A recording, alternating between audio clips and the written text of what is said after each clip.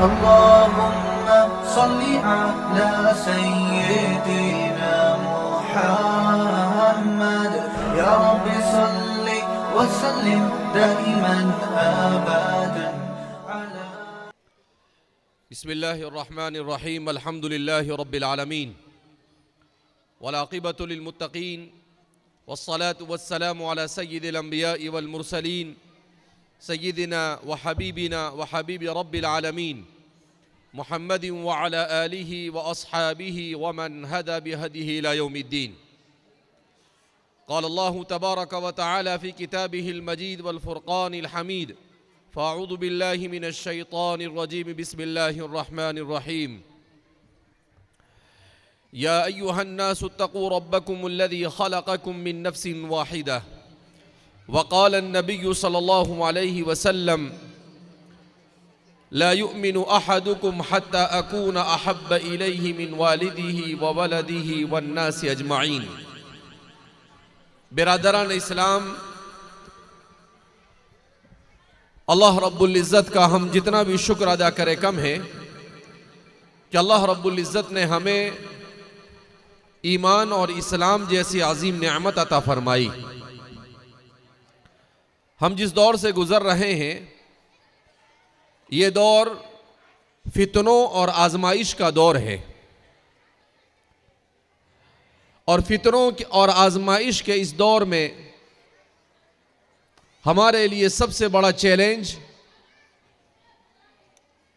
اپنے ایمان اور اپنی نسلوں کے ایمان اور اسلام کی حفاظت ہے. اللہ رب العزت نے حضرت انسان کی ہدایت اور رہنمائی کے لیے حضرت آدم علیہ نبینا علیہ السلام سے لے کر خاتم الانبیاء والمرسلین احمد مصطفیٰ محمد مجتبی حبیب کبریہ صلی اللہ علیہ وسلم تک بے شمار انبیاء کرام علیہ السلام کو مبعوث کیا. حضرات انبیاء کرام علیہ السلام کا مشن، حضرات انبیاء کرام علیہ السلام کی زندگی کا مقصد صرف ایک ہوتا تھا، اور وہ مقصد ہوتا تھا مخلوق کو خالق سے ملانا. مخلوق کو خالق سے ملانا. بھائی یہ بچے اوپر شور کر رہے، کوئی ان بچوں کو خاموش کرے.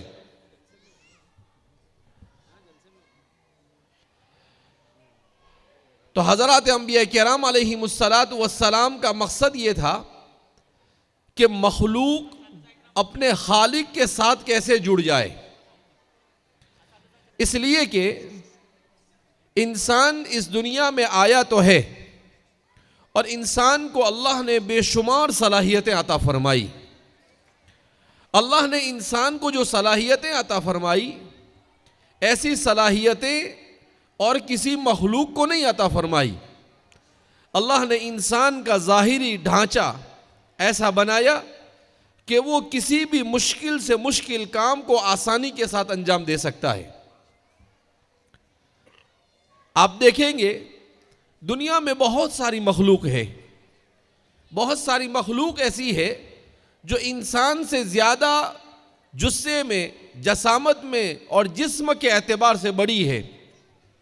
بہت ساری مخلوق ایسی ہے جو طاقت میں انسان سے بڑی ہوئی ہے. بہت ساری مخلوق ایسی ہے جو بڑی آسانی کے ساتھ ایک جگہ سے دوسری جگہ پر منتقل ہو سکتی ہے. آپ کو معلوم ہونا چاہیے کہ اللہ رب العزت کا نظام کچھ ایسا ہے کہ دنیا میں پرندوں کی کچھ قسمیں ایسی ہوتی ہے جن کو مہاجر قسم کہا جاتا ہے. کیا مطلب؟ کہ وہ ایسے ہوتے ہیں کہ انہیں ایسے موسم میں جینے کا سلیقہ ہوتا ہے جو ٹھنڈا موسم ہو.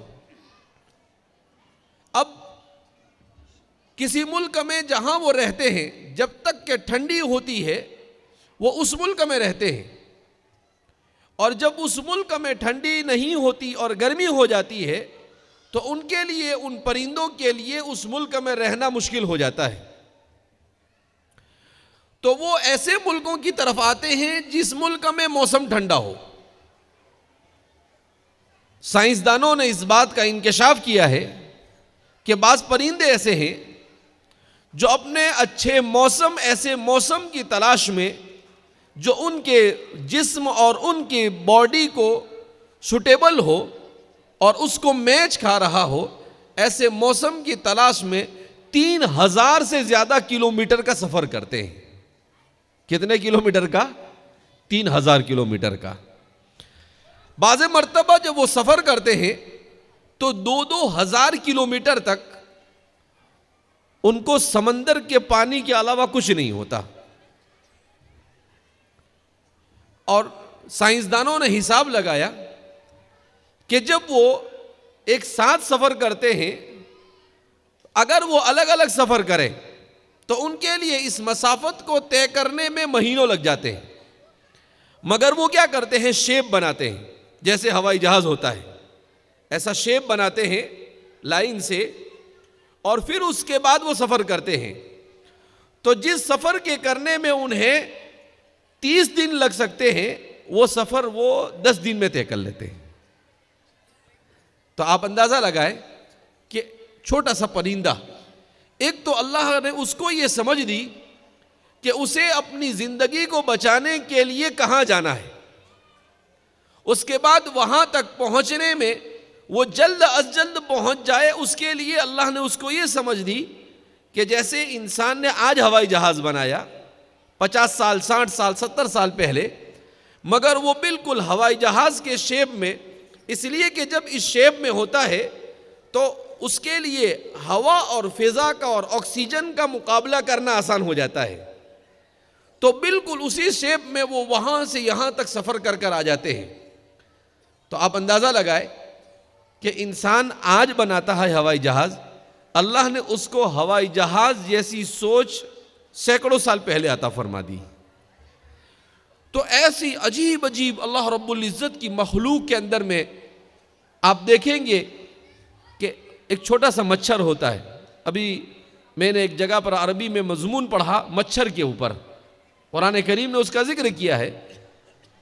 تو یہ جو مچھر ہوتا ہے وہ ہمیں اتنا سا نظر آتا ہے، مگر سائنسدانوں نے تحقیق کی کہ مچھر کو، ہم کو کتنی آنکھیں ہوتی ہے؟ 2 آنکھیں ہوتی ہیں. مچھر کو کتنی آنکھیں ہوتی ہے پتہ ہے آپ کو؟ 100 آنکھیں ہوتی ہے اس کو. کتنی آنکھیں ہوتی ہے اس کو؟ 100 آنکھیں ہوتی ہیں. ہم کو کتنے دل ہوتے ہیں؟ 1 دل ہوتا ہے. مچھر اتنا سا ہے، اس کو 3 دل ہوتے ہیں. کتنے دل ہوتے ہیں اس کو؟ 3 دل ہوتے ہیں.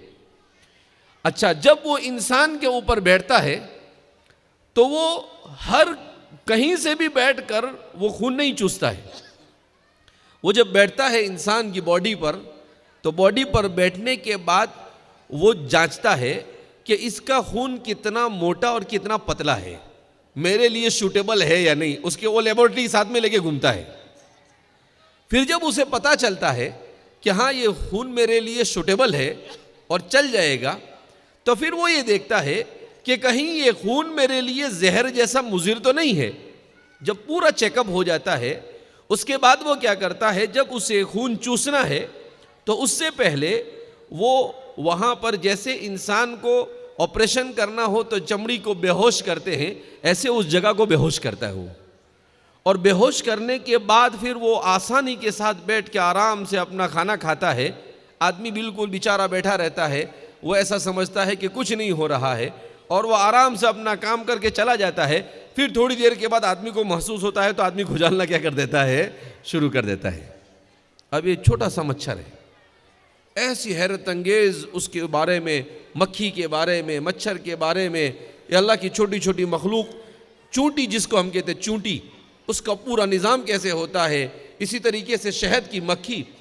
تو ان سب چیزوں کو دیکھو تو یہ سمجھ میں آتا ہے کہ اللہ رب العزت نے آخر انسان کو ان سب سے ممتاز کیوں بنایا. تو اللہ نے اسے اس لیے ممتاز بنایا کہ ساری کائنات کو اللہ نے انسان کے لیے بنایا، اور انسان کو اللہ نے اپنے لیے بنایا. انسان کو کس کے لیے بنایا؟ اپنے لیے بنایا. الدنیا خلقت لکم وانتم خلقتم للآخرہ, کہ اللہ فرماتے ہیں کہ دنیا کو ہم نے تمہارے لیے بنایا. آپ دیکھتے ہیں دنیا میں بندر ہوتا ہے. اب بندر میں اور ہمارے میں کوئی زیادہ فرق نہیں ہے, بظاہر دیکھے تو اس کے پاس ہم سے زیادہ طاقت ہے.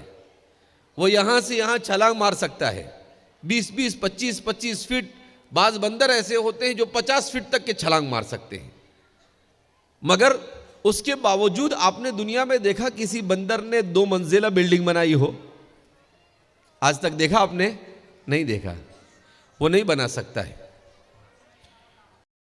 تو کسی بھی مخلوق, آپ نے شیر کو دیکھا, اس کو جنگل کا راجا کہتے ہیں, مگر آپ نے دیکھا کہ شیر نے اپنے لیے بڑا محل بنایا ہو؟ نہیں. وہ بیچارہ بنی بنائی گفا ریڈی میڈ تیار ہوتی ہے, اسی میں جا کے کیا کرتا ہے, وہ رہتا ہے. اپنے لیے کوئی چیز بنا سکتا نہیں. کیوں؟ اللہ نے انسان کا شیپ ایسا بنایا کہ وہ آسانی سے چیزوں کو اٹھا سکتا ہے, وہ آسانی سے چیزوں کو ایک دوسرے کے ساتھ چپکا سکتا ہے, وہ آسانی کے ساتھ چیزوں کو سمجھ سکتا ہے. قرآن کہتا ہے وَسَخَّرَ لَكُم مَا فِي السَّمَاوَاتِ وَمَا فِي الْأَرْضِ, اور ہم نے تمہارے لیے مسخر کر دیا جو کچھ آسمانوں میں اور جو کچھ زمین میں ہے. تو انسان کرتا ضرور ہے, مگر انسان سے زیادہ کمال اس کو پیدا کرنے والے کا ہے, کہ اس پیدا کرنے والے نے اس کو بنایا ایسا. اب اللہ نے مجھے اور آپ کو ہاتھ دیے. اگر اللہ ہمارے ہاتھ دیتا اور ہمارے ہاتھ میں یہ ناخن نہ ہوتے تو ہم کسی چیز کو آسانی سے اٹھا سکتے تھے؟ نہیں اٹھا سکتے تھے.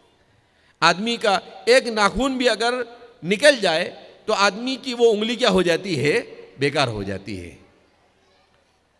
ابھی ہمارے گھر پر ان کو دانت میں تکلیف ہوئی تو وہ آرٹیفیشل دانت ڈالا, تو وہ کہنے لگے کہ کھانے میں تکلیف ہے, کھانا نہیں کھا سکتے ہیں.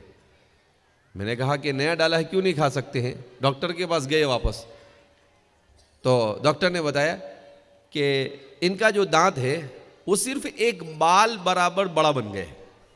کتنا؟ بال برابر بڑا بن گیا ہے. صرف اتنا بڑا بننے کی وجہ سے نہیں کھا سکتے ہیں. اب دنیا میں 850 کروڑ انسان بستے ہیں. ان 800 کروڑ انسانوں میں آج تک اللہ کے پیدا کیے ہوئے انسانوں میں کبھی فالٹ نہیں نکلا کہ بھئی دانت تھوڑا سا بڑا ہو گیا تو انسان کھا نہیں سکتا ہے. سب کے دانت اللہ پورے 32, ایک دانت چھوٹا بڑا ہو گیا ایک بال برابر تو انسان کھا نہیں سکتا ہے. تو اللہ پورے 32 دانت بناتا ہے, اور ان 32 دانتوں میں انسان کے لیے کسی قسم کی کوئی تکلیف ہوتی نہیں ہے. وہ کھانا کھا سکتا ہے اطمینان کے ساتھ. وہ اللہ اکبر, اللہ کی ان قدرتوں کا مظاہرہ کرے. حضرت حکیم الاسلام قاری طیب صاحب نور اللہ مرقدہ فرمایا کرتے تھے کہ یہ سائنس, کیونکہ حضرت کا انتقال 35-40 سال پہلے ہوا, کہا یہ سائنس جتنا آگے بڑھے گی یہ اسلام سے قریب ہوتی چلی جائے گی. اللہ کی قدرت کا پتہ چلے گا کہ اللہ رب العزت اس کائنات کے نظام کو, خود انسان کے نظام کو کیسے چلا رہا ہے. تو اللہ رب العزت نے انسان کو صلاحیتیں عطا فرمائی. انسان کے اندر میں تھوڑی سی طاقت آتی ہے تو وہ اپنی پہلوانی بتانا شروع کر دیتا ہے. اتنا سا کیا کہنے گا, وہ ٹی شرٹ پہنے گا اور ایسے باڈی بتاتے ہوئے کیا پڑے گا, پوری دنیا کو گھومے گا. پھر وہ کیا کہتے ہیں, بلیٹ کے اوپر گھومے گا اور ایسا بتانے کی کوشش کرے گا جیسے حضرت بہت بڑے تیسمار خاں بن گئے ہیں. تو یہ اللہ نے انسان کو ایسا بنایا. اب ہم جتنی ورزش کرتے ہیں ہم سے زیادہ ورزش بندر کرتا ہے. ادھر سے ادھر پورا دن چھلانگ لگاتے رہتا ہے اس طرف, لیکن اس کی باڈی نہیں بنتی, لیکن انسان کی باڈی بنتی ہے. تو یہ اللہ کا کمال ہے کہ اللہ نے اس کو ایسا بنایا. تو اللہ کی ان نشانیوں کو دیکھنے کے بعد یہ سمجھ میں آتا ہے کہ اللہ رب العزت نے میرے اور آپ کے لیے تو آسان کر دیا کہ ہم اللہ کو ایک مانتے ہیں, اللہ کے وجود کو تسلیم کرتے ہیں. مگر دنیا میں بڑے بڑے سرفرے بیوقوف قسم کے لوگ ایسے ہوتے ہیں, وہ کہتے ہیں کہ یہ دنیا بنانے والا کیسے ہو سکتا ہے, بولے خود بخود بن گئی. اگر آپ کو کوئی ایسا کہے کہ یہ بوٹل میرے سامنے ہے, آپ کو کوئی آ کر پوچھے کہ مولانا صاحب یہ بوٹل کس نے بنائی, تو میں کہوں خود بخود بن گئی. میں کیا کہوں؟ خود بخود بن گئی. تو آپ کیا کہیں گے؟ یا مولانا بڑے عقل مند ہے. ایک ہوتا ہے عقل مند اور ایک ہوتا ہے عقل بند. عقل مند کا مطلب ہوشیار اور عقل بند کا مطلب بیوقوف، یعنی عقل بند ہے، کام نہیں کرتی ہے. تو اگر اتنی سی بوٹل، اس کے بارے میں اگر کوئی یہ دعویٰ کرے کہ بغیر بنائے خود بخود بن گئی تو ہم اس کو یقین نہیں کریں گے. تو اتنی حیرت انگیز، اتنی خوبصورت کائنات اللہ نے بنائی، کیا یہ بغیر کسی کے بنائے بن سکتی ہے؟ اور یہ اتنے بڑے بیوقوف ہے سائنسداں. ہماری کتابوں میں، سائنس کی کتابوں میں، اسکول کی کتابوں میں سب جگہ پڑھایا جاتا ہے. کیا پڑھاتے ہیں؟ کہا یہ دنیا کیسے بنی؟ کہا یہ دنیا دھماکے سے بنی. کیسے بنی دنیا؟ دھماکے. لا حول ولا قوت الا. ارے بھائی دھماکے سے تو جو بنا ہوتا ہے وہ بھی ختم ہو جاتا ہے. دھماکے سے اتنی خوبصورت دنیا کیسے بن سکتی ہے؟ میں نے ایک جگہ پر تقریر کی تو سفر میں ہمارے ساتھ ایک ساتھی تھے، تو وہ کہنے لگے کہ مولانا سائنسداں کہہ رہے ہیں تو اس میں کچھ تو حقیقت ہونی چاہیے، تو اس کو اس طریقے سے بھی سمجھا سکتے ہیں. تو میں نے ان سے کہا، میں ایک سوال کرتا ہوں آپ سے کہ اللہ رب العزت نے سورج بنایا، چاند بنایا، اور ایسا کہنا ہے، خود سائنسداں کہتے ہیں کہ جیسی ہماری زمین یہ ایک سیارہ ہے، ایسے ہزاروں نہیں، لاکھوں نہیں، اربوں نہیں، کھربوں سیارے ہیں. مگر ان تمام سیاروں میں صرف اور صرف زمین اس قابل ہے کہ جس پر انسان رہ سکتا ہے. انسان سورج پر نہیں رہ سکتا ہے. کیوں؟ سورج کے قریب بھی پہنچا وہ تو کیا ہو جائے گا؟ بالکل جل جائے گا. وہ اتنے دور سورج ہے، 40 ڈگری کے اوپر گرمی ہوتی ہے تو پورا دن یوں یوں کر آدمی گھومتا رہتا ہے، ارے بہت پسینہ ہو رہا ہے. اگر یہ انسان اس کے پاس چلا جائے جس کی ڈگری 2700 ڈگری ہوتی ہے، یعنی جس کو ہم 40-45 برداشت نہیں کر سکتے ہیں، اس کی اپنی جو گرمی ہے وہ 2700، اور بعض اس کے بالکل بیچ کے حصے کی گرمی جو ہے اس کی ہیٹ کو بیان کیا جاتا ہے 5400 ڈگری ہوتی ہے. تو 5400 ڈگری میں کیا ہوگا؟ ہڈی بھی باقی نہیں رہے گی انسان کی. تو انسان وہاں نہیں رہ سکتا ہے. انسان چاند پر نہیں رہ سکتا ہے کیونکہ چاند پر آکسیجن نہیں ہے. اگر انسان گیا تو وہ انسان چل بھی نہیں سکتا ہے وہاں پر، اس کو چلنے کے لیے بھی سہارا لینا پڑے گا. تو صرف ایک زمین ہی ایسی ہے جہاں انسان رہ سکتا ہے. تو میں نے ان سے سوال کیا، ہمارے اس سفر کے ساتھی سے، میں نے کہا کہ اگر یہ دھماکے سے بنا اور سب ایک ہی مادے سے بنا ہے جیسا کہ سائنسداں کہتے ہیں، تو پھر یہ ہونا چاہیے تھا کہ سب ایک جیسا بنا ہوا ہونا چاہیے تھا. چاند پہ بھی آدمی رہنے کے قابل ہونا چاہیے تھا، سورج بھی رہنے کے قابل ہونا چاہیے تھا، ہر جگہ پر انسان جا کر رہ سکتا تھا. مگر صرف یہیں پر رہ سکتا ہے، کہیں اور نہیں رہ سکتا ہے. اس کا مطلب یہ ہے کہ یہ اللہ کا ڈیزائن کیا ہوا ہے، یہ خود بخود بنا ہوا نہیں ہے. یہ بیوقوف بناتے ہیں انسانوں کو. اب سوال پیدا ہوتا ہے کہ ان کو ہمیں بیوقوف بنا کر کیا ملتا ہے؟ ان کو یہ ملتا ہے کہ یہ خالق اور مخلوق کے رشتے کو توڑ دیتے ہیں. اللہ سے جب بندے کا رشتہ ٹوٹ جاتا ہے تو پھر اس کے لیے ان کی شراب کی دکان چلانا آسان ہو جاتا ہے، ان کے لیے جوا کی دکان چلانا آسان ہو جاتا ہے، ان کے لیے سود کی دکان چلانا آسان ہو جاتا ہے. انسانوں کو اپنے مفاد کے لیے، انسانوں کو غلط راستے پر لے جانا ان کے لیے آسان ہوتا ہے. اس وجہ سے یہ سارا ہتھ کنڈا کیا کرتے ہیں؟ استعمال کرتے ہیں. تو میرے بھائیو، دوستو اور بزرگوں، اللہ رب العزت کا ہم جتنا شکر ادا کرے کم ہے کہ اللہ رب العزت نے مجھے اور آپ کو ریڈی میڈ ایمان اور اسلام عطا کیا. کیسا؟ Ready made. 2 منٹ کے لیے مان لو اللہ نے احسان کیا کہ ایسا نہیں کیا ہمارے ساتھ. اگر اللہ نے ہمیں کسی غیر کے گھر میں پیدا کیا ہوتا تو کیا ہم آسانی سے مسلمان ہو جاتے؟ نہیں مسلمان ہوتے. مشکل تھا. دنیا میں غیروں میں بھی بہت سارے ہوشیار اور عقل مند ہوتے ہیں، ان کو بھی سمجھ میں آتا ہے.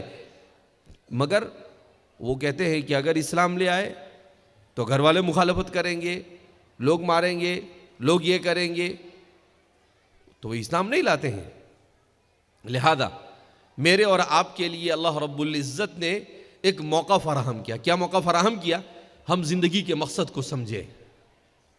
کہ اللہ نے ہمیں اس دنیا کے اندر اس لیے نہیں بھیجا ہے کہ ہم کھائے پیے موج مستی کرے تعیش کرے اور موبائل کے اندر میں اپنی زندگی کو برباد کرے.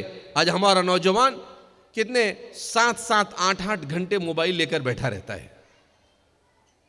دنیا کے اندر میں ابھی کل پرسوں میں ایک سروے پڑھ رہا تھا کہ دنیا میں 70% لوگ ایسے ہیں جو روزانہ 4 سے 7 گھنٹہ موبائل لے کے بیٹھے رہتے ہیں بغیر کسی کام کے. اب اگر آپ اس کا حساب لگاؤ تو 7 گھنٹے ایک مہینے تک آپ روزانہ موبائل پر خرچ کر رہے ہو تو کتنے گھنٹے ہوں گے؟ تقریباً 210 گھنٹے ہوں گے. کتنے گھنٹے ہوں گے؟ 210. یعنی 24 گھنٹے کے اعتبار سے کتنے دن ہو جائیں گے؟ 10 دن ہو جائیں گے. 9 سے 10 دن ہوتے ہیں. گویا 30 دن میں سے آپ نے 10 دن ایسا گزارا کہ جس میں آپ کا کوئی دنیا اور آخرت کا فائدہ نہیں. اگر انہی وقت کو آپ نے پڑھنے میں گزارا ہوتا, آپ نے حلال کمانے میں گزارا ہوتا, آپ نے کسی بزرگ کی صحبت میں جا کر گزارا ہوتا تو آپ کو کتنا علم حاصل ہو جاتا, آپ کو دنیا اور آخرت کا کتنا فائدہ حاصل ہوتا. مگر ہمارا نوجوان آج تو اب تو ہمارا بوڑھا بھی سمجھنے کو تیار نہیں. 75 80 سال 85 سال ہو گئے, قبر میں پاؤں لٹک رہے اور موبائل لے کے بیٹھا رہتا ہے. ارے باپا اللہ اللہ کر, ذرا قبر میں جانے کی تیاری ہے, کبھی بھی فرشتہ آ سکتا ہے اور سلام مار سکتا ہے کہ چلو ساتھ میں. تو ایسا بولے گا نہیں ذرا موبائل دیکھ لیتا ہوں میں, ذرا رک جاؤ نا. قرآن کہتا ہے اذا جاء اجلهم لا يستأخرون ساعة ولا يستقدمون. کہا جب موت کا وقت آئے گا تو 1 سیکنڈ بھی آگے پیچھے نہیں ہوگا. کتنا؟ 1 سیکنڈ. میرا اور آپ کا سب کا ٹائم اللہ کے پاس لکھا ہوا ہے. آپ کو معلوم ہے اللہ کے یہاں پر انسان کا مرنے کا وقت کب لکھا جاتا ہے؟ جب بچہ ماں کے پیٹ میں ہوتا ہے اور ابھی اس کو 4 مہینے پورے ہونے والے ہوتے ہیں تو فرشتہ آتا ہے, اور فرشتہ آنے کے بعد اس میں جان ڈالنے والا ہوتا ہے. مگر جان ڈالنے سے پہلے وہ اللہ سے پوچھتا ہے اے اللہ حضرت کا ایکسپائری ڈیٹ کب ہے؟ کیا پوچھتا ہے؟ ایکسپائری ڈیٹ کب؟ ایکسپائری ڈیٹ سمجھ میں آتا ہے نا, یعنی موت کا وقت کب ہے. ابھی تو جان نہیں پڑی, اس سے پہلے آپ کی موت کا وقت لکھا جاتا ہے. تو اسے کہا جاتا ہے کہ بھائی یہ 70 سال کی زندگی پائے گا اور اتنی تاریخ کو اتنے بج کر اتنے منٹ اور اتنے سیکنڈ پر ٹپک جائے گا. وہ لکھ دیا جاتا ہے, بعد میں جان پڑتی ہے. پھر اس کو اسی وقت مرنا ہے. دنیا کی کوئی طاقت نہ اسے مار سکتی ہے, اور جب مرنے کا وقت آئے تو دنیا کی کوئی طاقت اسے بچا بھی نہیں سکتی ہے. لقمان حکیم کے بارے میں لکھا ہے, اسرائیلی روایت ہے اگرچہ, کہ لقمان حکیم بڑے ذہین تھے. انہوں نے کہا کہ چلو اس مرتبہ اپنے ملک الموت کو چکما دیتے ہیں. کس کو چکما دیتے ہیں؟ ملک الموت کو. تو انہوں نے کیا کیا, 6 لقمان حکیم بنائے, اس کے اسٹیچو بنائے اور بیچ میں ایک خالی رکھا. اب پہلے زمانے میں یہ ہوتا تھا کہ ملک الموت سامنے آتا تھا اور سلام مار کر پھر کہتا تھا کہ چلیے تشریف لے چلے ہمارے ساتھ میں. تو جب لقمان حکیم کو اندازہ ہو گیا کہ اب موت کا وقت قریب آیا ہے تو 3 ادھر 3 ادھر اور بیچ میں بیٹھ گئے. اور وہ ایسے اسٹیچو بنائے تھے کہ 7 میں سے کوئی پہچان نہیں سکتا تھا کہ اوریجنل کون سا ہے اور ڈپلیکیٹ کون سا ہے. اب ملک الموت آئے, انٹر ہوئے تو دیکھا کہ اوہ 7 1 2 3 4 5 6 7 یہ تو 7 لقمان حکیم ہیں. تو پھر وہ اللہ سے کہتے ہیں کہ اللہ یہ 7 میں سے کس کی جان لینی ہے؟ 7 میں سے کس کی جان؟ تو اللہ کہتے ہیں سلام کرو, جو سلام کا جواب دے اس کی جان اٹھا لو. اللہ کیا فرماتے ہیں کہ ان کو کیا کرو, کیوں کہ سلام کا جواب کون دے گا؟ جو اوریجنل ہوگا وہی دے گا, ڈپلیکیٹ والا تو نہیں دے سکتے ہیں. اب ملک الموت نے آ کر کہا السلام علیکم ورحمۃ اللہ وبرکاتہ. انہوں نے دھیرے سے, اب جیسے انہوں نے وعلیکم السلام کیا اس نے اٹھا لیا ان کو. کہا کہ ہاں پکڑا گئے. قرآن کریم کی اس آیت کریمہ کی تفسیر کرتے ہوئے وَلَوْ كُنْتُمْ فِي بُرُوجٍ مُشَيَّدَةٍ، کہا تم موت سے بچنے کے لیے کتنا ہی جتن کر لو، کتنے ہی مضبوط قلعے بنا لو، تم دنیا کے جس خطے میں جا کر چھپنا ہو چھپ جاؤ، مگر اللہ فرماتے ہیں کہ تم موت کے شکنجے سے بچ سکتے نہیں ہیں، مرنا ہی پڑے گا. اگر دنیا کے اندر میں موت بک رہی ہوتی تو فرعون، حامان، نمرود، قارون، ان لوگوں نے کب سے پیسے سے موت کو خرید لیا ہوتا. اللہ کے رسول صلی اللہ علیہ وسلم کو قرآن کریم نے مخاطب کرتے ہوئے کہا اَفَإِن مِتَّ فَهُمُ الْخَالِدُونَ، اے محمد عربی صلی اللہ علیہ وسلم، اگر دنیا میں اللہ کسی کو ہمیشہ جینے کا حق دیتا تو صرف ایک ذات اس کی حقدار تھی جن کو ہمیشہ جینے کا حق دیا جاتا، اور وہ تھے میرے اور آپ کے آقا حضرت محمد مصطفیٰ صلی اللہ علیہ وسلم. تو قرآن کہتا ہے اَفَإِن مِتَّ، اے محمد عربی صلی اللہ علیہ وسلم، ایک دن آپ کو بھی موت آنے والی ہے، تو کیا کوئی اور ہے جو اس دنیا کے اندر میں ہمیشہ رہ سکتا ہے؟ کوئی نہیں رہ سکتا ہے، ہر ایک کو مرنا ہے. اور یہ جو ہماری زندگی ہے یہ اصل زندگی نہیں، اصل زندگی تو موت کے بعد کی زندگی ہے. یہ مدارس، یہ مکاتب، یہ خانقاہیں، یہ دعوت و تبلیغ، یہ جتنی بھی کوششیں ہو رہی ہے، یہ کوششیں کس کی ہو رہی ہے؟ یہ اس بات کی ہو رہی ہے کہ انسانیت کو یہ بتایا جائے کہ اصل یہ زندگی نہیں ہے.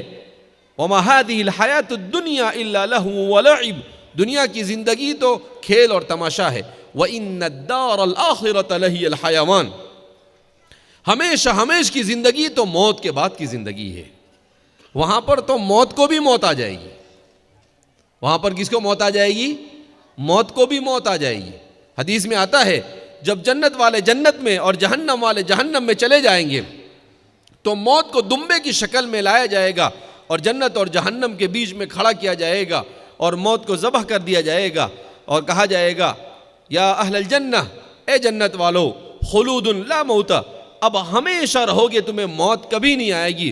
تو جنت میں لوگ خوشیاں منائیں گے کہ بھئی چلو اچھا ہے، آ گئے جنت میں، اب یہاں سے مرنا بھی نہیں، یہاں سے جانا بھی نہیں ہے، اپنے تو مزے ہی مزے ہیں. تو وہ عید منائیں گے اور پھر وہ فرشتہ اس طرف رخ کرے گا اہل جہنم کی طرف، کہے گا یا اہل النار، اے اہل جہنم، خلود لا موت فی، اب ہمیشہ جہنم میں رہنا ہے، کبھی موت نہیں آنے والی ہے. تو وہ سب چیخنا اور واویلا کرنا شروع کر دیں گے اور کہیں گے بھائی اب بھی موت چاہیے ہم کو. تو کہیں گے نہیں، دنیا کے اندر میں بہت گل چھڑے اڑا کر آئے، دنیا میں بڑی مستیاں کر کر آئے، اللہ کے احکام کو اور رسول کی تعلیمات کو توڑ کر اور چھوڑ کر آئے، کہا اب کچھ نہیں بنے گا.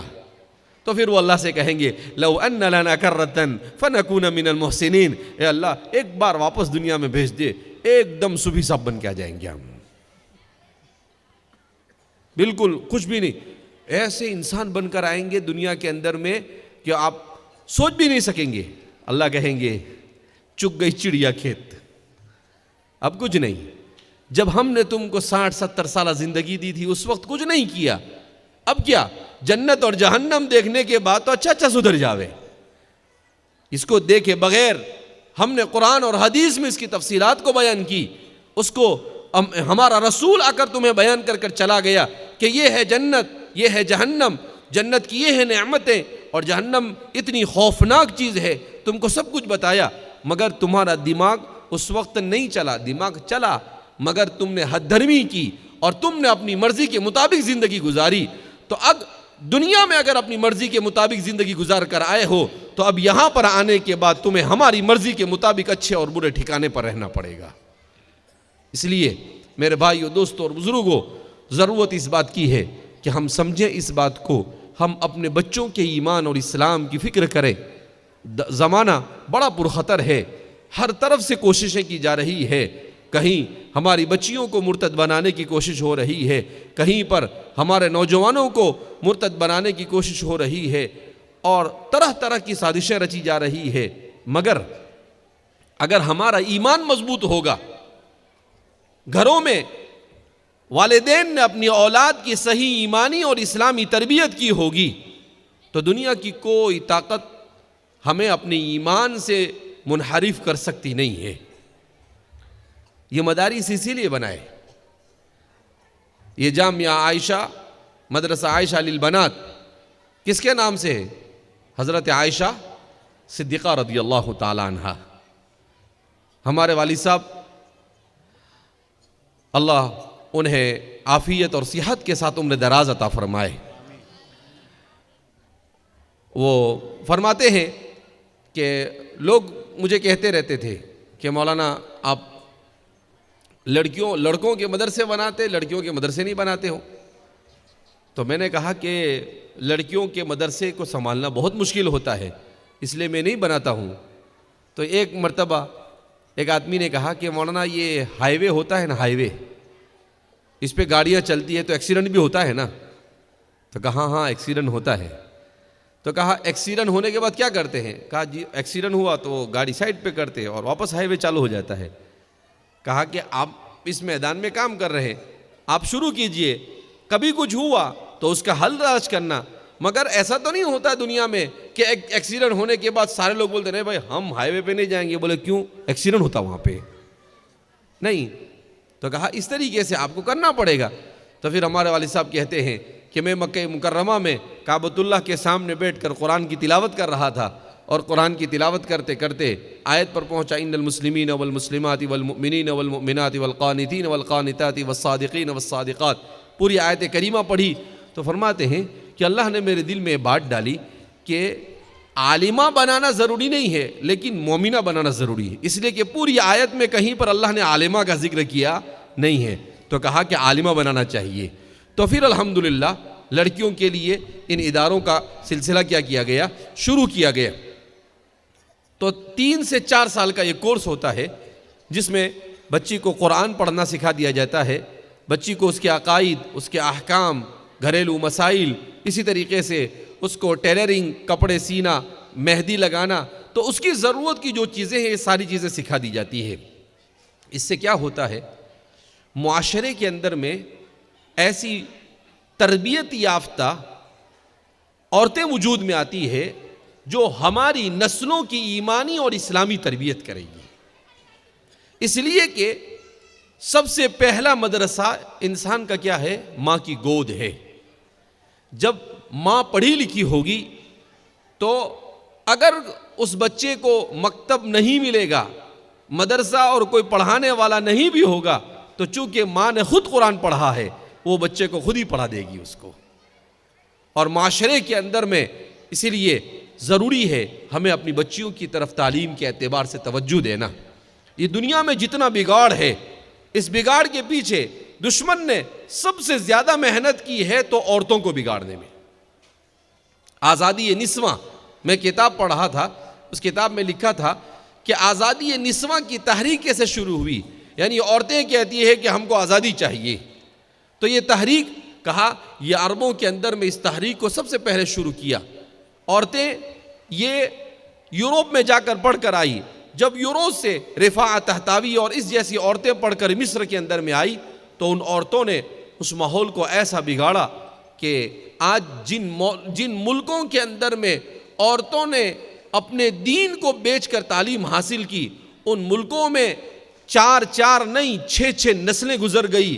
ایمان اور اسلام آپ کو دیکھنے سے کہیں نظر نہیں آتا ہے.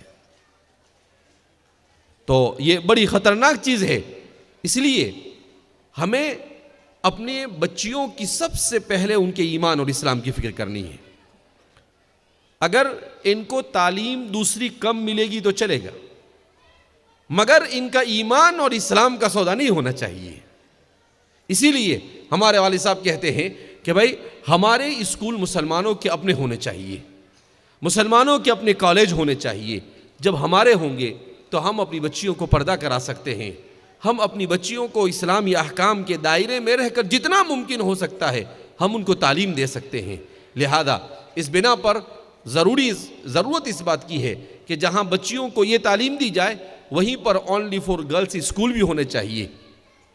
ابھی ہمارے صدر صاحب بتا رہے تھے، میں نے پوچھا ان کو کتنی آبادی ہے تو کہا اتنی بڑی آبادی ہے. پھر ہمارے مولانا جاوید صاحب سفر میں ساتھ میں رہتے، انہوں نے بتایا کہ مولانا یہ سب موسمبی والا علاقہ ہے. ہمارے جبار سیٹ بھی ادھر، کون سا گاؤں سیٹ آپ کا؟ پپری. ہاں راجہ پیپری، تو کہا کہ یہاں سب موسمبی والے سیٹ لوگ ہیں، کہا موسمبی کا کاروبار کرتے ہیں ماشاءاللہ۔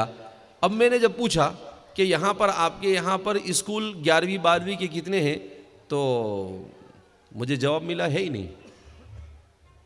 میں نے کہا یار یہ تو تعجب کی بات ہے کہ اتنی بڑی آبادی ہماری ہے اور ہمارا کوئی اپنا ڈھنگ کا اسکول نہیں ہے۔ کہا 10ویں تک ہے، 11ویں 12ویں کا صحیح نظام، تو یہ اس کی ہمیں فکر کرنی چاہیے۔ بہرحال تو ہم لوگ یہ کوشش کر رہے ہیں کہ کم از کم لڑکیوں کے لیے 5ویں سے لے کر 12ویں تک کی تعلیم کا پورا انتظام یہاں پر کریں گے انشاءاللہ۔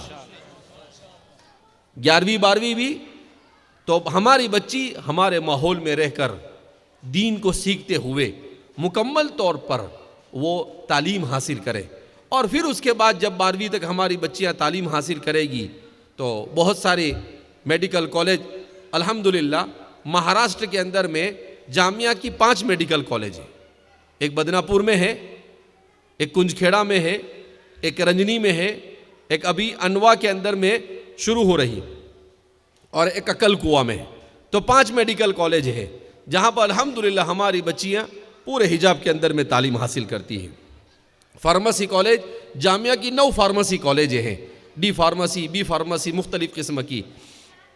تو ہائر ایجوکیشن کے لیے جب ظاہر سی بات ہے آپ کی بچیاں پڑھے گی، یا تو ان اداروں میں آ کر تعلیم حاصل کرے گی، اور اللہ رب العزت آپ کو توفیق دے اور ہمت دے تو آپ اپنے تعلیمی ادارے بنائیں گے۔ آج میں سفر کے دوران ہمارے مولانا حسن عبداللہ صاحب جو ہمارے والد صاحب کے ساتھ سفر میں رہا کرتے ہیں، انہوں نے مجھے 10 منٹ کا ایک کلپ بھیجا۔ ایک غیر مسلم عورت ہے، وہ ہندوستان کے مسلمانوں کے حالات کو جو بیان کرتی ہے، اللہ اکبر، اتنے برے انداز میں، یعنی اس نے حقیقت بیان کی۔ کہا کہ مسلمان شعر و شاعری پر لاکھوں روپے خرچ کرتا ہے، مسلمان نعت گانے میں اپنے پیسوں کو خرچ کرتا ہے، مگر مسلمان اپنے دینی اور دنیاوی تعلیمی ادارے نہیں بنا رہا ہے۔ غیر ہمیں غیرت دلا رہا ہے۔ کون غیرت دلا رہا ہے؟ غیر۔ کہا شعر شاعری میں لاکھوں روپے کا ہم مشاعرہ کریں گے، لاکھوں روپے خرچ، کوئی فائدہ نہیں اس کا۔ وہ عورت کہہ رہی، اس کو سمجھ میں آ رہا ہے اور ہم کو سمجھ میں نہیں آ رہا ہے۔ کیوں؟ اس لیے کہ ہمارے دماغ میں بھیجا نہیں ہے، بھوسا بھرا ہوا ہے۔ اس لیے ہمیں ہمارے تعلیمی ادارے ہونے چاہیے، دین کے ادارے، دینی تعلیم کے ادارے، دنیاوی تعلیم کے ادارے۔ کیوں؟ ربنا آتنا فی الدنیا حسنہ وفی الآخرۃ حسنہ۔ جب تک کہ ہمارے پاس دین اور دنیا کی دونوں تعلیم نہیں ہوگی، ظاہر سی بات ہے کہ ہم دنیا کے اندر میں، اس دنیا میں 21ویں صدی اور 15ویں صدی ہجری میں تو آسانی کے ساتھ نہیں رہ سکتے۔ اگر آزادی سے 25 سال پہلے ہمارے مد مقابل نے اپنا کام شروع کیا تو 90 سال کے بعد وہ بیٹھے اور اب کیا کر رہے ہیں ہم سب دیکھ رہے ہیں۔ مگر ہم نے ابھی تک، ہماری آنکھیں نہیں کھلی کہ ہمیں اپنے تعلیمی ادارے قائم کرنے چاہیے۔ ہم شادیوں میں لاکھوں روپے خرچ کر دیتے ہیں۔ اگر آپ 25 لاکھ کی شادی کر رہے ہیں تو 4 لوگ اگر گاؤں میں 25 لاکھ کی شادی کرے تو کیا ان 1 کروڑ روپے میں ایک اچھا اسکول نہیں بنا سکتے ہیں؟ وہ 1 کروڑ روپے کے آپ نے شادی کی، کھلایا پلایا، کیا ہوا اس کا؟ کیا ملا؟ کسی کو کچھ ملا؟ کچھ نہیں ملا۔ کھایا پیا اور بیت الخلا میں جا کے چھوڑ دیا، کوئی فائدہ نہیں اس کا۔ لیکن اگر آپ نے بچوں کو تعلیم دی، ان بچوں کو ہمارے ماحول میں اپنے ادارے قائم کیے، تو ہمارے بچے ہماری نگرانی میں تعلیم حاصل کریں گے، ان کا دین محفوظ رہے گا۔ اور میرے بھائیو، دوستو اور بزرگوں، یہ ایک سیریس مسئلہ ہے، یہ ہنسنے کا مقام نہیں ہے، ایک سیریس میٹر ہے۔ ہم لوگ ICU سے اوپر جا چکے ہیں، ایمرجنسی میں ہیں، کہ ہم اب بھی اگر اپنی صفوں میں اتحاد نہیں پیدا کریں گے، اگر اب بھی ہم اپنے تعلیمی ادارے قائم نہیں کریں گے، اگر اب بھی ہم آپس میں ایک دوسرے کے ساتھ حسد اور کینہ کو ختم نہیں کریں گے، تو یاد رکھیں کہ اگلے 10 سال کے بعد مسلمانوں کا اس ملک میں کوئی پرسان حال نہیں ہوگا۔ اس لیے بہت سخت ضرورت ہے، ہمیں جذبات میں بہنے کی ضرورت نہیں، ہمیں اپنے ذہن و دماغ کو چلانے کی ضرورت ہے کہ ہم کیسے اپنے تعلیمی ادارے قائم کریں۔ ہم تجارت کریں تو حلال طریقے سے کریں، ہم ایسے اخلاق کے ساتھ زندگی گزاریں کہ ہمارے اخلاق کو دیکھ کر سامنے والا خود متاثر ہو جاوے۔ حکیم الامت مجدد ملت حضرت تھانوی رحمۃ اللہ علیہ فرماتے ہیں کہ جہاں نفرت کا ماحول ہو، اس نفرت کے ماحول میں اگر آپ نفرت کو ختم کرنا چاہتا ہے مسلمان تو دو کام کریں۔ سب سے پہلے مسلمان اپنے اخلاق کو صحیح کر لے، اس لیے کہ اخلاق وہ طاقت ہے جس طاقت سے وہ چیز جیتی جاتی ہے جو چیز ہتھیاروں سے اور دنیا کی کسی طاقت سے نہیں جیتی جاتی۔ ابھی میں سفر کے دوران ہمارے ایک دوست نے مجھے کلپ بھیجی عربی کے اندر میں، غزہ کے اندر میں واقعہ پیش آیا۔ اسرائیل کے کچھ لوگوں کو پکڑ کر لے گئے اور 50,000 سے زیادہ شہید ہوئے، مگر الحمدللہ پلہ انہی کا بھاری رہا۔ ان کے پاس جو عورتیں گئی تھی، ان میں سے ایک عورت جب اسرائیل کی واپس آئی تو اس نے اسلام قبول کر لیا۔ اس کا انٹرویو تھا۔ وہ عورت کیا کہہ رہی تھی؟ وہ کہتی ہے کہ موبائل اور اتنے خطرناک قسم کے فحاشی کے زمانے میں نے ایسے مسلمان نہیں دیکھے۔ کہا کہ وہ نوجوان خوبصورت 20, 22, 25 سال کا نوجوان، مگر ایک نوجوان نے جو ہمارے اوپر آنکھ اٹھا کر دیکھا ہو۔ کہا وہ نوجوان ہمیں یہ کہتے تھے کہ ہم اللہ سے ڈرتے ہیں، ہمیں اپنی زندگی کا حساب دینا ہے، ہم کسی انسان کو تکلیف نہیں پہنچا سکتے ہیں۔ تو کہا ان کے اخلاق کو جب دیکھا تو میں نے کہا خدا پاک کی قسم، دنیا میں ان سے زیادہ پاکیزہ ہستیاں نہیں ہو سکتی ہے۔ یہ ہے اخلاق۔ تو اخلاق، اپنے اخلاق کی اصلاح کی ضرورت ہے۔ ایسا کہنا ہے کہ ہمارے اہل غزہ کے اخلاق، ان کے ایمان پر استقامت اور ان کی قربانیوں کو دیکھ کر یوروپ میں ہزاروں لوگ اسلام میں داخل ہو گئے۔ ہزاروں لوگ جو جہنم کا ایندھن بن سکتے تھے وہ آج جنت کے حقدار بن جائیں گے انشاءاللہ۔ اس لیے میرے بھائیو، دوستو اور بزرگوں، سب سے پہلے ہم اخلاق کب صحیح ہوتے ہیں؟ آپ مجھے سوچنا پڑے گا اخلاق کیا آپ آج سے آپ یہاں بیٹھے بیٹھے فیصلہ کریں کل سے ایک دم اچھے اخلاق والا، تو ایسے اخلاق نہیں بنتے ہیں۔ اس کے لیے آپ کو قرآن اور دین کو سیکھنا پڑے گا۔ اہل غزہ اور اہل فلسطین کے اخلاق اتنے اونچے کیوں ہیں؟ اس لیے کہ وہ قرآن سے وابستہ ہے، وہ قرآن کو سمجھتے ہیں، وہ دین کو سمجھتے ہیں، تو ان کے اخلاق اتنے زبردست ہے کہ ان کے اخلاق کو دیکھ کر دشمن نہیں، جانی دشمن جو ان کو مارنے پر تلا ہوا ہے، ان کے اخلاق سے متاثر ہو کر وہ بھی اسلام کے دائرے میں داخل ہونے کے لیے تیار ہے۔ تو سب سے پہلے ہم نے اپنے اخلاق کو درست کرنا ہے۔ دوسرے نمبر پر حکیم الامت حضرت تھانوی فرماتے ہیں کہ اسلام کے محاسن کو لوگوں کو بیان کرنا ہے کہ اسلام کیا دین ہے، اللہ کا دین ہے۔ اس دین میں کسی پر ظلم کرنا نہیں سکھایا جاتا، اس دین میں صاف صفائی کے ساتھ زندگی گزارنا سکھایا جاتا ہے۔ دل بھی صاف ہو، کپڑے بھی صاف ہو، بدن بھی صاف ہو، نگاہیں بھی صاف ہو، دماغ بھی صاف ہو، کان بھی صاف ہو، ہر چیز صاف ستھری زندگی، مہذب طریقے سے زندگی جینا سکھایا جاتا ہے۔ میں اور آپ جس دین سے تعلق رکھتے ہیں، اس دین میں کسی کے مال کو ناجائز طریقے سے ایک پیسہ لینا جائز نہیں۔ امام ابن نجیم نے اپنی کتاب کے اندر میں الاشباح والنظائر میں لکھا ہے کہ اگر کسی نے ایک پیسہ، ایک روپیہ نہیں، 100 پیسے کا ایک روپیہ ہوتا ہے، معلوم ہے نا آپ کو؟ تو ایک پیسہ، ایک دانک، اس زمانے میں دانک چلتا تھا، ایک پیسہ اگر کسی کا آپ نے حرام کا کھایا ہوگا تو قیامت کے دن آپ کو 700 مقبول نماز اس کے بدلے میں دینا پڑے گی۔ آج ہمارے زمانے میں تو کتنے لوگ ایسے ہیں کہ پوری زندگی میں 700 نمازی پڑھ لے تو غنیمت ہے۔ اسی لیے قرآن نے کہا لا تاکلوا اموالکم بینکم بالباطل، کا باطل اور ناجائز طریقے سے ایک دوسرے کے مال کو نہ کھاؤ۔ اسلام نے دھوکہ دینے کو حرام قرار دیا، اسلام نے سود خوری کو حرام قرار دیا۔ کوئی بھی ایسی چیز جو انسانی معاشرے کو نقصان پہنچانے والی ہو، اسلام میں اس کے جواز کا سوال ہی پیدا نہیں ہوتا ہے۔ اسلام نے نشہ اس کو حرام قرار دیا۔ کیوں حرام قرار دیا؟ اس لیے کہ نشہ کرنے کے بعد انسان نہیں رہتا ہے، وہ جانور سے بدتر ہو جاتا ہے۔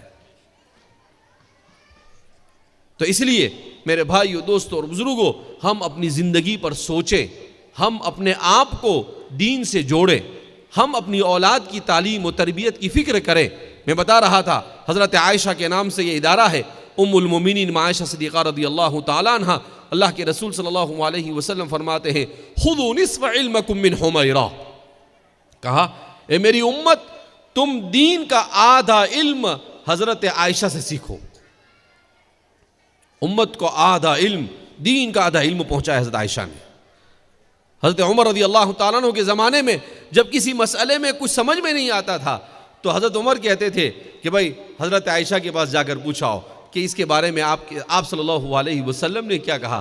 حضرت عائشہ چٹکی میں مسئلہ حل کر دیتی تھی، کہتی تھی میں نے اللہ کے رسول صلی اللہ علیہ وسلم کو یہ فرماتے ہوئے سنا۔ اسی لیے ام المؤمنین عائشہ صدیقہ رضی اللہ تعالیٰ عنہ سے کسی نے پوچھا کہ اللہ کے رسول صلی اللہ علیہ وسلم کے اخلاق کیسے تھے، تو عائشہ فرماتی کان خلقہ القرآن۔ اس سے سوال کیا پہلا، اما قرأت القرآن، کیا تم نے قرآن نہیں پڑھا؟ کہا ہاں پڑھا۔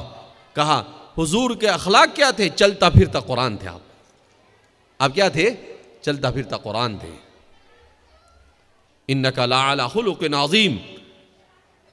حضرت عائشہ نے اس امت پر جو احسان کیا ہے، خدا پاک کی قسم، جب سے دنیا بنی ہے اس وقت سے لے کر قیامت تک کہ کوئی عورت ایسی پیدا نہیں ہو سکتی ہے جو اس انسانیت کے اوپر اور امت پر اتنا بڑا احسان کرنے والی ہو۔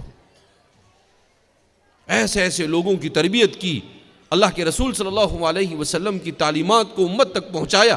اس لیے میرے بھائیو، دوستو اور بزرگوں، ہم اپنی زندگی پر غور کریں، اپنے بچوں کو تعلیم سے آراستہ کریں، آوارگی کو اپنے معاشرے سے ختم کرے۔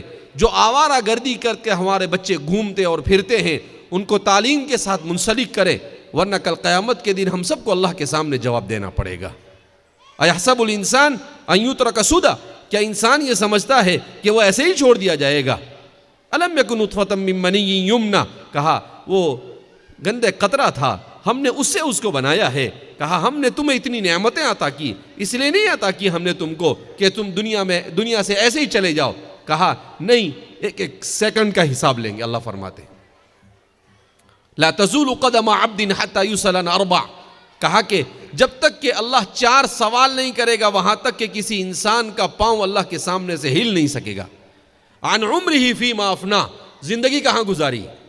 تو میں اور آپ کیا کہیں گے؟ ہاں موبائل میں PUBG کھیل کے زندگی گزاری ہے۔ ہاں 15ویں صدی ہجری کا انسان یہی کہے گا، کیا کہے گا؟ واٹس ایپ پہ زندگی گزاری، لوگوں کی چگلی کر کے زندگی گزاری، لوگوں کی ٹانگیں کھینچ کھینچ کر زندگی گزاری، لوگوں کی غیبت کر کر زندگی گزاری۔ اللہ کے سامنے کیا جواب دیں گے؟ عن عمرہ فیما افنی۔ پھر اللہ سوال وعن شبابہ فیما ابلہ، جوانی دی تھی، کیا سمجھتا ہے تو؟ اسکوٹروں پر دندنانے کے لیے جوانی دی تھی تجھے؟ ہم نے جوانی اس لیے دی تھی کہ تو سوٹ بوٹ پہن کے اوپر چشمہ لگا کر ایسے ہی آوارہ گردی کے ساتھ گھومتا رہے۔ جوانی کا سوال پوچھیں گے اللہ، کہا 15 سال سے لے کر 40 سال 25 سال کی عمر میں کیا کیا چلا، آؤ بتاؤ ہم کو۔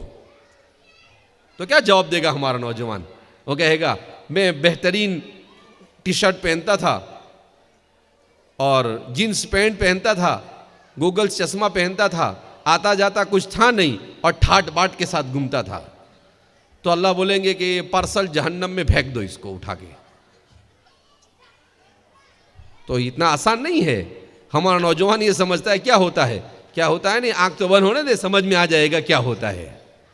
تو عن شبابہ فیما ابلہ وعن مالہ من این اکتسب وفیما انفق، اور تیسرا سوال ہوگا مال کے بارے میں، کہاں سے کمایا اور کہاں خرچ کیا۔ اگر اللہ رب العزت پوچھے گا تو حلال طریقے سے کمایا یا نہیں، اگر اس میں کامیاب ہو گیا تو حلال جگہ پر خرچ کیا یا نہیں۔ اور ہمارا نوجوان کیا کہے؟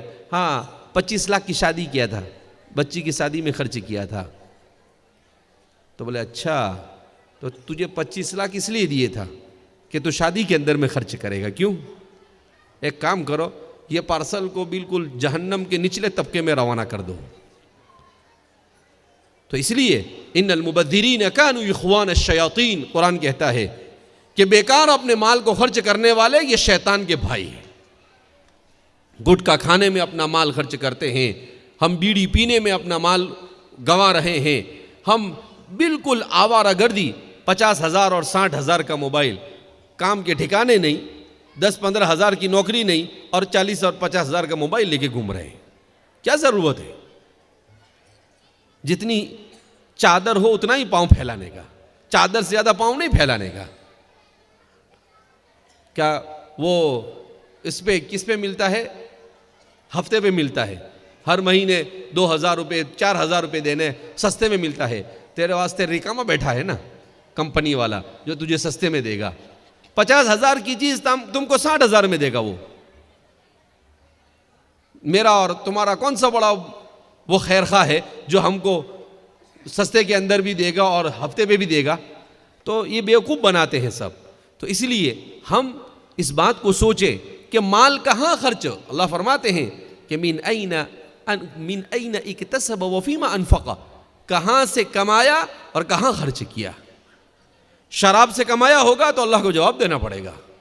اب آپ اندازہ لگاؤ، اللہ کے سامنے اگر انسان کو یہ کہنے کی نوبت آ جائے کہ میں وہ جوے کے اور پتے کے اڈے چلاتا تھا، وہیں سے میں کماتا تھا، میں شراب بیچتا تھا، وہیں سے میں کماتا تھا، تو کروڑوں نہیں اربوں خربوں انسان اللہ کے سامنے کھڑے ہوں گے، ان کے سامنے آپ کو یہ بولنا پڑے گا۔ اور وہ آپ کیا سوچتے ہیں کہ جیسے یہاں جھوٹ بولتے ہیں وہاں بھی جھوٹ بول دیں گے؟ تو اللہ کہے گا ٹھیک ہے، اس کی زندگی کی فلم چالو کر دو۔ وَكُلَّ إِنسَانٍ أَلْزَمْنَاهُ طَائِرَهُ فِي عُنُقِهِ وَنُخْرِجُ لَهُ يَوْمَ الْقِيَامَةِ كِتَابًا يَلْقَاهُ مَنشُورًا۔ قرآن میں اللہ فرماتے ہیں کہ کیا سمجھتا ہے انسان؟ یہ سمجھتا ہے کہ ہمیں کچھ پتہ نہیں ہے۔ کہا وَكُلَّ إِنسَانٍ أَلْزَمْنَاهُ طَائِرَهُ فِي عُنُقِهِ، ہر انسان کے لیے ہم نے ایک ڈرون لگا رکھا ہے۔ یہ جب ڈرون کیمرہ بنا 10-15 سال 8-10 سال پہلے نیا آیا، تو میں قرآن کریم کی تفسیر پڑھا رہا تھا، تو سورہ بنی اسرائیل کی اس آیت کریمہ پر پہنچا تو مجھے تعجب ہوا۔ میں نے کہا کہ قرآن کیا کہتا ہے یہاں پر وَكُلَّ إِنسَانٍ أَلْزَمْنَاهُ طَائِرَهُ، کہ ہر انسان کے ساتھ ہم نے ایک اڑنے والا لگا رکھا ہے۔ کیا لگا رکھا ہے؟ اڑنے والا۔ اب ڈرون کیمرہ ہے، اس کو عربی زبان کے اندر میں یہی کہا جاتا ہے، کیا کہتے ہیں اس کو؟ کیمرہ طیار۔ تو میں نے کہا ہاں اللہ نے برابر بتایا۔ اللہ نے کیا کہا کہ ہر انسان کے ساتھ ایک ڈرون لگا ہوا ہے۔ اب آپ کہیں نظر تو آتا نہیں ہے، اللہ کا سسٹم نظر نہیں آتا ہے، کام سب کرتا ہے۔ اگر نظر آتا اور کام کرتا تو چھپ کے کرتا انسان، اس لیے اللہ کے سسٹم میں ایسا نہیں ہے، نظر نہیں آئے گا لیکن کام برابر۔ تو اب کیا ہوتا ہے کہ جب کسی چیز کو آپ اوپر سے لیں گے تو اس کا سارا مالہ و مال آ جائے گا۔ کیا مطلب؟ آپ اوپر سے اگر کیمرے سے تصویر لیں گے تو کیا ہوگا؟ کچھ بھی بچے گا نہیں، ہر چیز ریکارڈ ہو جائے گی۔ تو اللہ فرماتے ہیں تمہاری ہر چیز ریکارڈ ہو رہی ہے۔ وَنُخْرِجُ لَهُ يَوْمَ الْقِيَامَةِ، اور قیامت کے دن ہم کہیں گے چلو اس کی زندگی فلم چالو کر دو۔ تو کہا کہ پیدا ہوا وہاں سے لے کر موت تک کا سارا انسان کو بتا دیا جائے گا۔ جب انسان اس کو دیکھے گا تو کہے گا مَا لِهَذَا الْكِتَابِ لَا يُغَادِرُ صَغِيرَةً وَلَا كَبِيرَةً إِلَّا أَحْصَاهَا۔ اے اللہ، ہماری زبان میں باپ رے باپ، اتنا خطرناک ہے یہ، کچھ بھی چھوڑا نہیں۔ کسی کو زبردستی ایسا چٹکی ماری، کسی کو میں نے چمٹی ماری، وہ بھی بتا رہا ہے۔ بولے یہ قرآن کہتا ہے لا يغادر صغيرة ولا كبيرة إلا أحصاها فوجدوا ما عملوا حاضرا، جو کچھ کیا ہوگا اپنی نگاہوں کے سامنے ہوگا۔ اور اتنا نہیں، اگر ہاتھ سے کسی کو مارا ہوگا آپ نے تو یہ ہاتھ خود بولے گا، آپ کی زبان تو بند ہو جائے گی، اس پر تو تالا لگ جائے گا۔ ہاتھ کہے گا اے اللہ اس ہاتھ سے فلاں کو مارا تھا، اس نے ظلمن مارا تھا، اے اللہ اس ہاتھ سے چوری کی تھی، اے اللہ اس پاؤں سے گناہ کی طرف گیا تھا۔ یہ ہمارے اعضاء قرآن کریم خود بیان کرتا ہے وَتُكَلِّمُنَا أَيْدِيهِمْ وَتَشْهَدُ أَرْجُلُهُمْ، کہ ان کے ہاتھ ہمارے سامنے کلام کریں گے، ان کے پاؤں ہمیں گواہی دیں گے کہ تمہارے پاؤں نے جس زمین پر تم نے کوئی غلط کام کیا ہوگا وہ زمین بھی کہے گی اذا زلزلت الارض زلزالها واخرجت الارض اثقالها، زمین بھی اپنا اس کے اوپر جو کچھ آپ نے کیا ہوگا وہ اللہ کو بیان کر دے گی. وقال الانسان ما لها، انسان کہے گا بھائی تو باقی تھی میرے خلاف گواہی دینے میں، اب تو بھی گواہی دے رہی ہے. تو چھٹکارا نہیں کہیں پر بھی.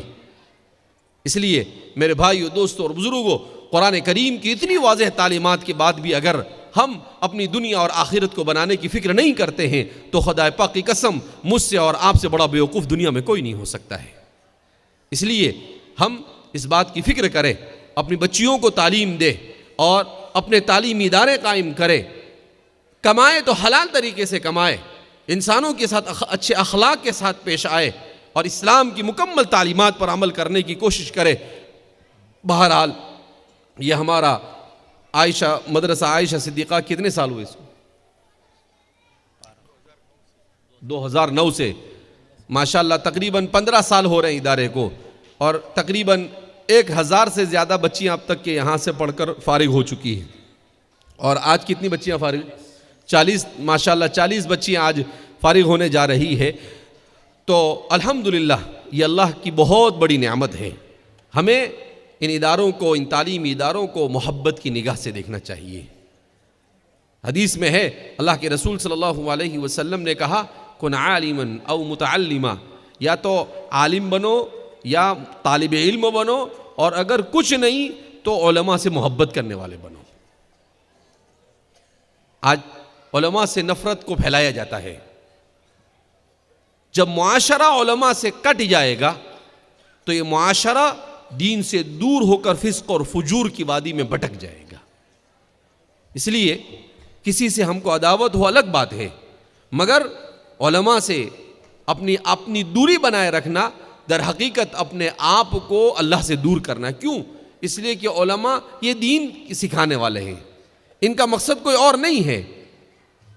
تو اس لیے ماشاءاللہ آپ نے اتنے کامیابی کے ساتھ اس پروگرام کو منعقد کیا اور آپ نے توجہ کے ساتھ سنا، مگر اس کان سے نہیں دل کے کان سے سنا ہو، اور آپ اس پر عمل کریں. نماز کا اہتمام کریں، قرآن کو پڑھے. جس کو قرآن نہیں آتا ہے وہ قرآن سیکھے، جو قرآن پڑھنا جانتا ہے وہ قرآن کو سمجھے. جن کے بچے دین کی تعلیم نہیں حاصل کر رہے ہیں وہ اپنے بچوں کو دین کی تعلیم سکھائے.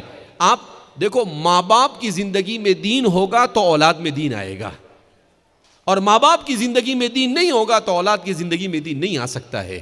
اس لیے ہمیں اپنے گھروں کے اندر میں محنت اور کوشش کرنے کی ضرورت ہے. آپ گھر میں قرآن پڑھیں، آپ گھر میں نماز پڑھیں. آپ ایک آخری بات کہہ کر میں اپنی بات کو ختم کر دیتا ہوں. دکتور طارق السویدان ایک بہت بڑے عالم ہیں عالم عرب کے، کویت کے. ان کی ایک میں کیسٹ سن رہا تھا تو وہ عجیب بات بیان کی انہوں نے. ان سے کسی نے سوال کیا کہ ما ہی تربیت، تربیت کس کو کہتے ہیں؟ تو انہوں نے تربیت کے بارے میں بڑا اچھا جواب دیا. کہا تربیت کہتے ہیں اپنے بچوں کو بچپن سے ماں باپ کا عقیدے اور اخلاق کو سکھانا. نمبر 1 کیا سکھانا؟ عقیدہ اور اخلاق.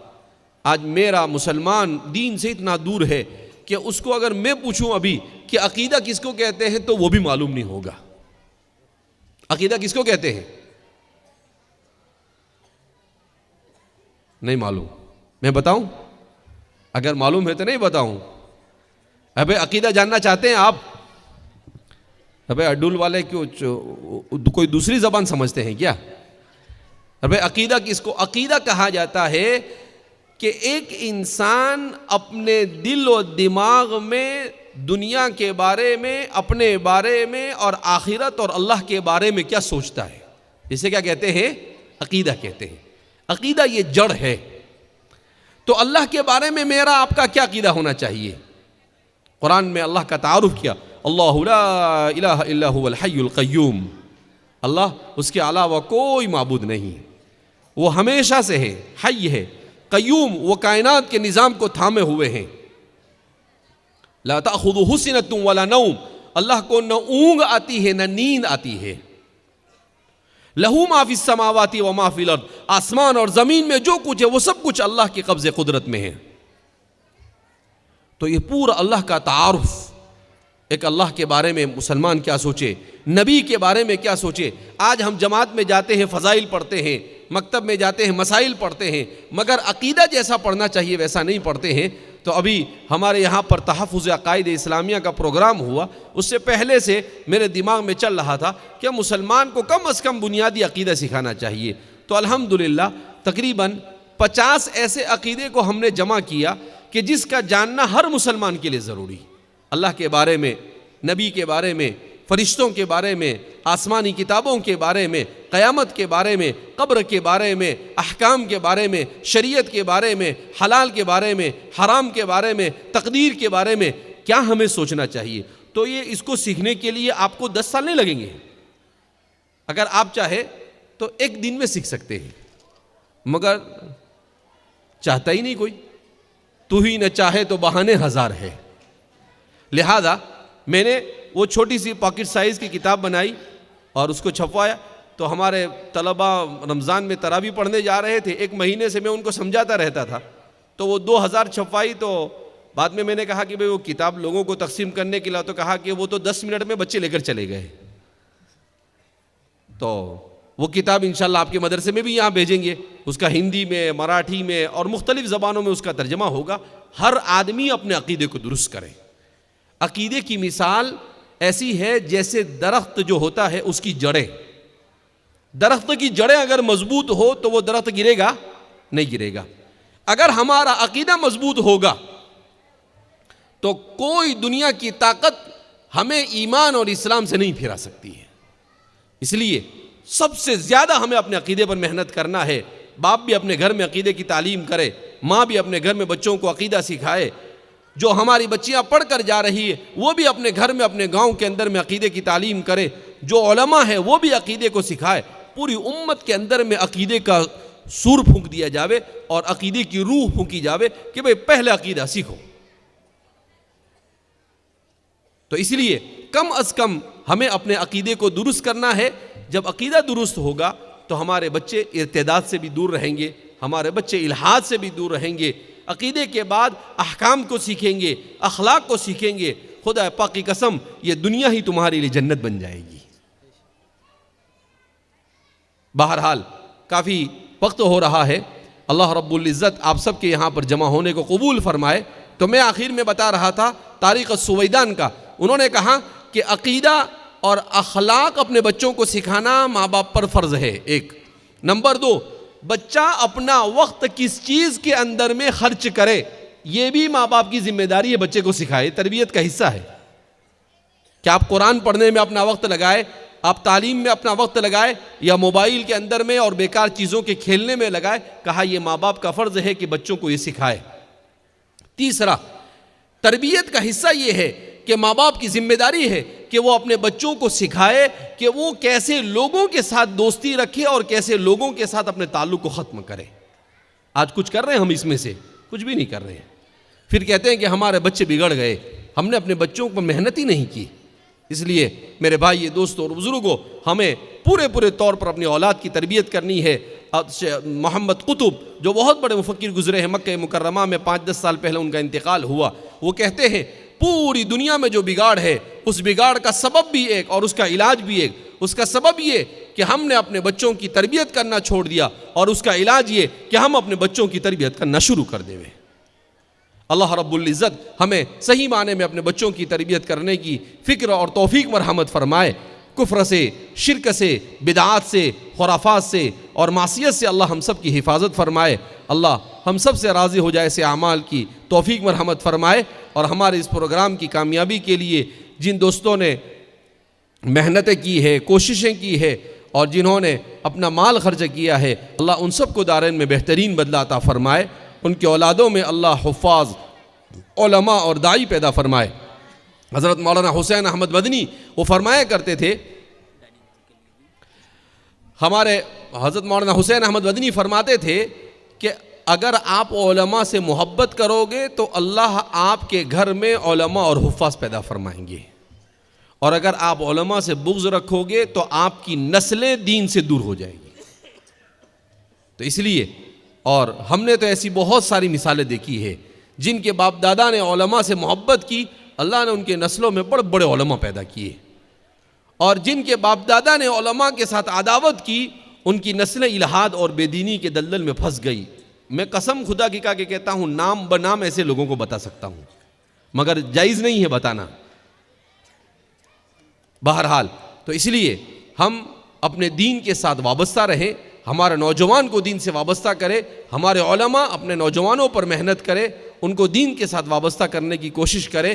اخیر میں ایک اعلان یہ کرنا ہے کہ ماشاءاللہ آپ حضرات نے بڑے پرجوش انداز میں ہمارے اس پروگرام کو کامیاب بنانے کی کوشش کی.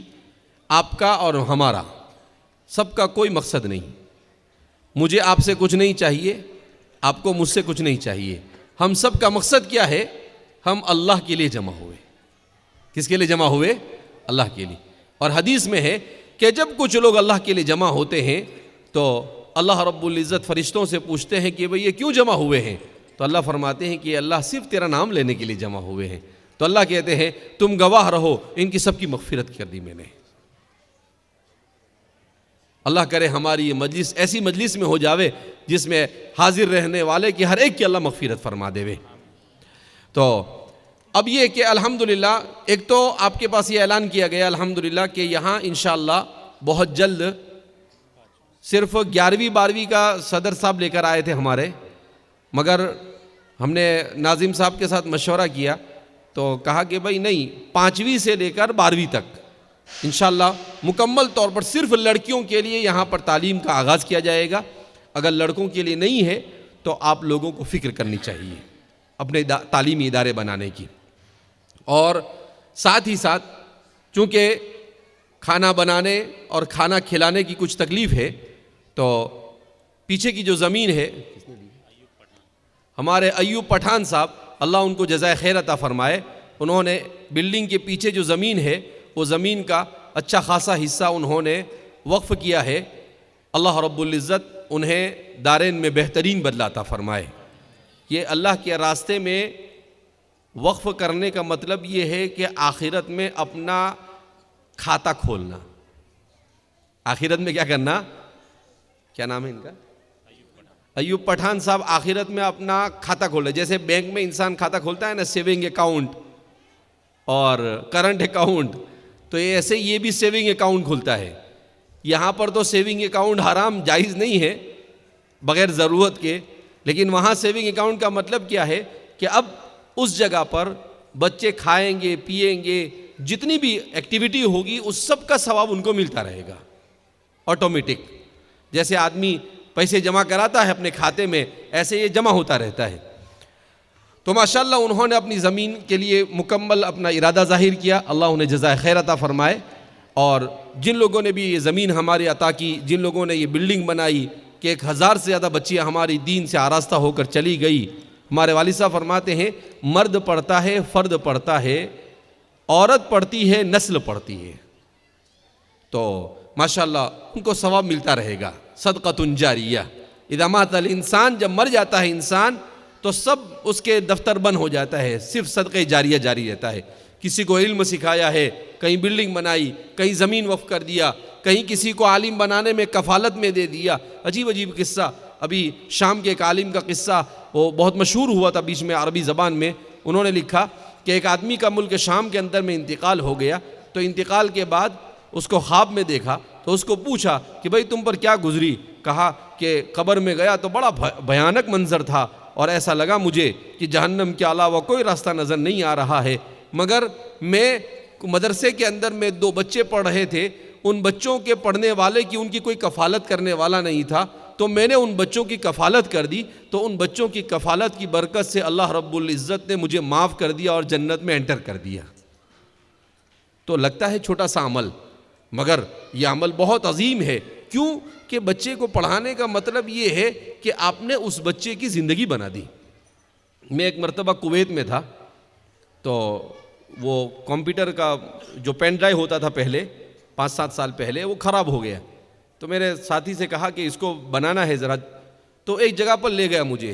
تو وہاں پر ایک نوجوان بیٹھا ہوا تھا، اس نے جیسے ہی مجھے دیکھا تو وہ بالکل آپے سے باہر ہو گیا اور کود کر آیا اور میرے ساتھ لپٹ کر رونے لگا. تو میں نے پہچانا نہیں اس کو. میں نے کہا بیٹا کون ہو تم؟ کہا کہ حضرت آپ پہچانے نہیں مجھے؟ میں نے کہا نہیں. کہا کہ میرے والد کا انتقال ہو گیا تھا تو میری والدہ ایک دن آپ کے پاس لائی مجھے اور کہا دیکھو ہم غریب آدمی ہیں, یہ بچہ ہے, اس کا باپ نہیں ہے, اگر آپ پڑھاتے ہو تو پڑھا دو, نہیں تو ہم بھیک مانگتے پھریں گے. تو آپ نے کاغذ لیا اور لکھ کر دیا کہ بھئی بچے کو پڑھایا جائے. تو کہا میں نے 10ویں کیا, 12ویں کیا, کمپیوٹر سیکھا, ابھی میں یہاں نوکری کرتا ہوں الحمدللہ. 8-10 سال پہلے کی بات کرتا ہوں, ہر مہینے 1,00,000-1.5 روپے کماتا ہوں میں نے اپنا گھر بنا, ایک بچہ پڑھا, میں نے اپنا گھر بنا لیا, اپنے بچے میرے شادی ہونے والی ہے اور میں نے اپنے بھائیوں کو بھی پڑھا دیا. تو دیکھو ایک بچہ پڑھا اور پورا گھر غربت سے نکل کر عزت والی زندگی پر آ گیا. تو ایسے ہزاروں بچے. تعلیم اس وقت دنیا میں سب سے بڑا کام اپنے بچوں کو اور دوسروں کے بچوں کو تعلیم دینا, اس سے بڑا کوئی کام دنیا میں نہیں ہو سکتا ہے. اور اگر دین اور دنیا کے ساتھ دے دیا تو آپ یوں سمجھو کہ دنیا بھی بن گئی اور آخرت بھی بن گئی. اس لیے ہمیں اس پر توجہ دینی چاہیے. بہرحال تو اس پر ہم ایک ہال بنانے جا رہے ہیں, ڈائننگ ہال. اور ڈائننگ ہال ہمارے جبار سیٹھ, ان کی طرف سے ماشاءاللہ ڈائننگ ہال میں 30 لاکھ 32 لاکھ کا اس کا بجٹ ہے, جس میں سے 20 لاکھ سیٹھ نے منظور کیے.